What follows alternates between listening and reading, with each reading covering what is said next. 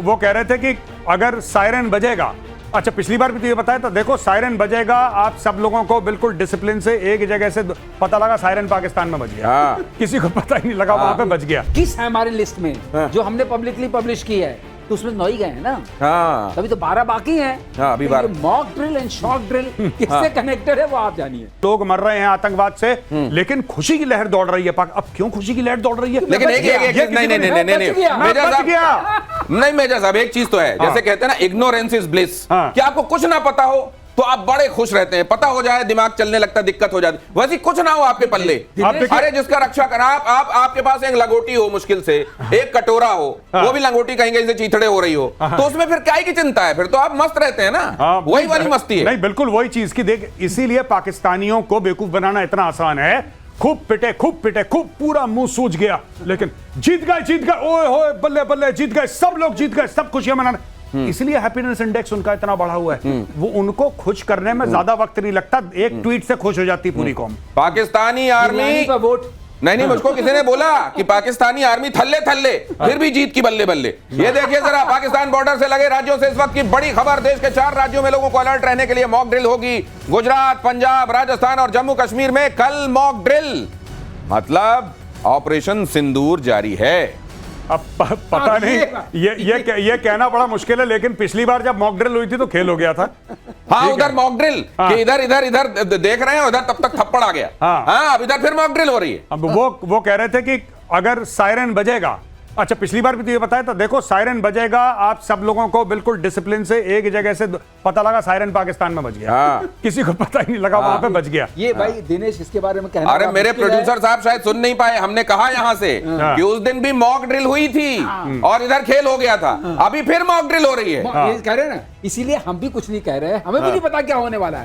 कि mock drill का मतलब बड़ा मॉक ड्रिल है, मॉक ड्रिल है। आप किसी को आइसक्रीम शॉक ड्रिल ना हो जाए, शॉक ड्रिल हो जाए। पाकिस्तान के लिए ये शॉक ड्रिल हो सकती है, क्योंकि हिंदुस्तान में उस दिन भी मॉक ड्रिल की बात हुई थी, जिस दिन पाकिस्तान को पता नहीं था और ये हो गया था उसके साथ। ये वैसे ही है जैसे किसी को आप इधर ध्यान बटाएं और उधर से थप्पड़ मार दें। लेकिन अब पाकिस्तान में पिछले कुछ दिनों से लगातार कुछ चीजों में पैटर्न तलाशने की कोशिश हो रही है कि ऐसा हुआ था तो फिर वैसा हुआ, और ऐसा होता है तो वैसा हो जाता है। आज मॉक ड्रिल हो रही है। करेक्ट। तो ये शॉक ड्रिल, गौरव ने बहुत अच्छा वर्ड यूज किया है कि अब वहां शॉक लगा होगा कि भाई, अच्छा एक बात बताइए, किसके मरकज जाने वाले हैं? हिंदुस्तान ये कह दिया कोई भी act of terror, act of war होगा, कहीं भी आतंकवादी होंगे और उनके सरपरस्त होंगे, हम फर्क नहीं करेंगे, मारेंगे। और ये भी तय है कि इतने 9 जगहों पे हमने ढेर किया, ये बहुतायत में थे वहां पर, ये जैसे मोहम्मद लश्कर, लेकिन अभी पूरे नहीं हुए, तो वहां डर तो हमेशा होगा। 21 है हमारी लिस्ट में जो हमने पब्लिकली पब्लिश की है, तो उसमें 9 ही गए हैं ना। अभी तो 12 बाकी हैं। अभी 12। Mock drill and shock drill किससे कनेक्टेड है वो आप जानिए। ये 21 में से 9 गए, 12 अभी 12। पंजाब के पठानकोट में रॉकेट लॉन्चर मिलने से हड़कंप। पठानकोट के सनौर में सड़क किनारे दिखा था मोटार बॉम्ब, सेना ने कब्जे में लेकर सुरक्षित जगह ले जाकर इसको डिफ्यूज किया, ब्लास्ट किया। कंट्रोल्ड ब्लास्ट कहलाता है, और इस तरीके से सुरक्षित तरीके से इसको ब्लास्ट करके डिफ्यूज किया। सर कई बॉम्ब पड़े होंगे मेजर साहब कई जगहों पर, क्योंकि बहुत सारे चलाए गए थे। ये फौज में करते हैं कि वहां पे जाके कोने में ले जाते हैं, या तो कोई गड्ढा करके या फिर सैंड बैग लगा के वहां पे थोड़ा सा पी के, बोलते हैं हम लोग प्लास्टिक एक्सप्लोजिव, वो लगा के उसको ब्लास्ट कर देते हैं। नहीं, कई लोग ये समझना चाहते हैं कि जो गोले चलाए जाते हैं, रॉकेट चलाए जाते हैं, ये कई जगहों पर जाकर फटते क्यों नहीं, ऐसे क्यों पड़े रहते हैं? ये कभी कभी मिसफायर हो जाता है। अच्छा, मैं एक चीज बता सकता हूं गौरव से परमिशन लेकर के, सेकेंड वर्ल्ड वॉर के जो हमने बॉम्ब्स गिराए थे, जो कुछ गिराए थे, मैं कलाईकुंडा में था।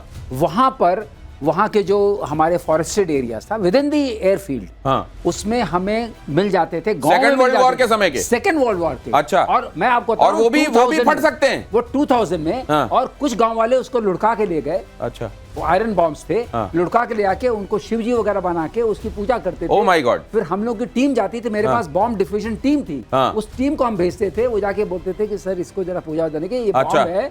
तो अब उनको समझाना पड़ता था कि हमारे पास पिछले पता नहीं कितने सालों से है, तो बताए ये वो नहीं है, ये बॉम्ब है। जब खबर मिलती थी हम लोग जाते। लेकिन ये खूबसूरती देखिए कि उस आस्था की तरह उन्होंने पूजा और उन्होंने भी रक्षा किया, कुछ होने नहीं दिया। ये जरा देखिए, भारत और मंगोलिया की सेना करेगी संयुक्त युद्धाभ्यास 31 मई से 13 जून के बीच, दोनों देशों की मिलिट्री एक्सरसाइज। भारत और मंगोलिया भी समझ लीजिए स्ट्रेटेजिकली क्यों इंपॉर्टेंट है। चीन के सिर के ऊपर देखिएगा कौन बैठा हुआ है। ये जो ड्रिल है सर, इसका सिग्निफिकेंस क्या होगा? देखिए, ये भारत और मंगोलिया, ये भारत करता रहता है कई देशों के साथ, अमेरिका के साथ, यूके के साथ, मंगोलिया और भारत के रिश्ते क्यों अच्छे हैं? देखिए, मंगोलिया बीच में फंसा हुआ है। मंगोलिया भी चीन का सताया हुआ है। ये और किसी बड़े लेवल के मंगोलियन ने मुझे बताया था, मैं नाम नहीं लूंगा वरना फिर बोलेंगे कि इसने दोबारा डिप्लोमेटिक इंसिडेंट कर दिया जैसे पहले करा था। भाई ऐसी बात है कि उन्होंने मुझे यही बताया था कि हमारे ऊपर रशिया और नीचे चीन है। रशिया का तो फिर भी पता लग जाता है, Russia is in your face. अगर रशिया को एग्रेशन करना है मुंह पे करता है। कह रहे चाइना का कुछ पता नहीं लगता, बहुत धोखेबाज लोग हैं। So yes, this is very important and हमारे कॉमन एडवर्सरीज हैं। The Mongolians don't like the Chinese by the way. और एक जमाने में मंगोलियंस ने चाइना पे राज भी किया। राइट, वहां के घुड़सवार बहुत अच्छे होते हैं, बड़े कमाल के होते हैं वहां के घुड़सवारों को वर्ल्ड क्लास कुश्ती वाले और घुड़सवार। बलोच नेता इधर देखिए प्रधानमंत्री नरेंद्र मोदी को खत लिख रहे हैं। बलोचिस्तान के मानवाधिकार कार्यकर्ता मीर यार बलोच ने प्रधानमंत्री नरेंद्र मोदी को खुला खत लिखा। पाकिस्तान आतंकवाद की फसल लगाता है, आईएसआई हर महीने एक नया आतंकी संगठन बनाता है, बलूचिस्तान की आजादी का समर्थन करे भारत। ये बलोच नेता की तरफ से प्रधानमंत्री के नाम एक इल्तिजा की गई है। और प्रधानमंत्री ने भी लाल किले की प्राचीर से, आपको याद होगा 2016 में उन्होंने बलूचिस्तान का जिक्र किया था। तो ऐसा नहीं है कि भारत इस बात को समझ नहीं रहा है। जी नहीं, बिल्कुल समझ रहा है। और मुझे ऐसा लगता है कि अब भारत को बलूचिस्तान के लिए फ्रंट फुट पे आना पड़ेगा। ये एम्बिग्युइटी बहुत ज्यादा हो गई है। भारत खुल के आए सामने। क्यों दुनिया करती है? आप एक बात बताइए, क्या तुर्की सपोर्ट नहीं करता है? राइट। क्या ईरान सपोर्ट नहीं करता है? तो भारत तो तुर्की और ईरान से बहुत बड़ा कद है भारत का। India should start financial, diplomatic and political support for Baloch liberation. Baloch freedom fight के लिए भारत को अब सामने आना पड़ेगा। माननीय प्रधानमंत्री जी फिर से अगस्त में वहां पे जाएं, लाल किले की प्राचीर से फिर से एक बार आह्वान करें, दुनिया को बताएं और फिर मिनिस्ट्री ऑफ एक्सटर्नल अफेयर्स को आदेश दें कि आप बलूचिस्तान का मुद्दा हर जगह से उठाइए। ह्यूमन राइट्स का भी इशू है। ह्यूमन राइट्स का भी इशू है। और ये खबर भी देख लीजिए कि गाजा में हमास का चीफ मारा गया। मोहम्मद सिनवार हमले में मारा गया। इजराइल के हमले में सिनवार की मौत की पुष्टि हो गई है। इजराइल के पीएम ने मौत की पुष्टि की। उधर तो खैर जो गाजा में चल रहा है वो हम लोग लगातार देख ही रहे हैं। अगली खबर देख लीजिए 21 जून को।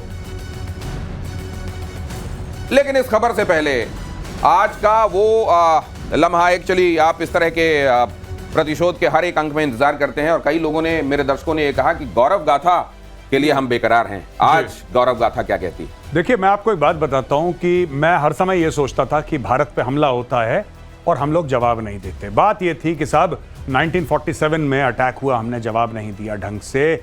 65, फिर आप 1999 कारगिल ले लीजिए, आप 26/11 ले लीजिए, आप हर चीज जो हुआ था हमने जवाब नहीं दिया।